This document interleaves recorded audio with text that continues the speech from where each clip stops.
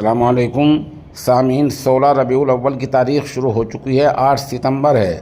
خبر کا عنوان ہے نیپال مظاہرے میں اب تک 20 کی موت۔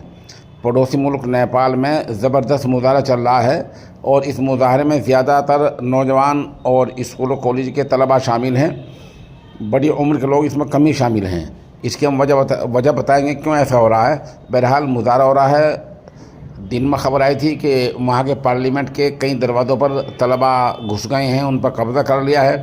فی الحال اس تعلق سے تو کوئی خبر نہیں ہے، کیونکہ خبروں میں بتایا گیا ہے کہ فوج نے مورچہ سنبھال لیا ہے۔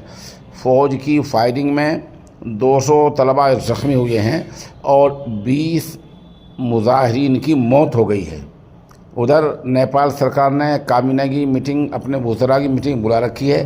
دیکھنا فیصلہ کیا ہوتا ہے۔ بس یہ سوال رہ جاتا ہے کہ مظاہرے کی وجہ کیا بنی۔ دراصل کچھ دن پہلے نیپال سرکار نے اپنے ملک میں یوٹیوب، واٹس ایپ، فیس بک، اس طرح کے 36 سوشل میڈیا پلیٹ فارم تھے، ان کو مکمل بند کر دیا، بین لگا دیا ہے۔ گرچہ ایک خبر میں یہ بتایا گیا ہے کہ سوشل میڈیا دوبارہ شروع کر دی گئی ہے، لیکن یہ خبر ابھی پوری طرح مصدقہ نہیں ہے۔ ابھی تو یہی بات ہے کہ سوشل میڈیا بین پابندی کی وجہ سے یہ لوگ مظاہرہ کر رہے ہیں اور مظاہرہ بڑے پیمانے پر ہو رہا ہے۔ اب نیپال کی راجدھانی کاٹھمنڈو سے نکل کر مظاہرہ نیپال کے دوسرے علاقوں تک پھیلتا جا رہا ہے۔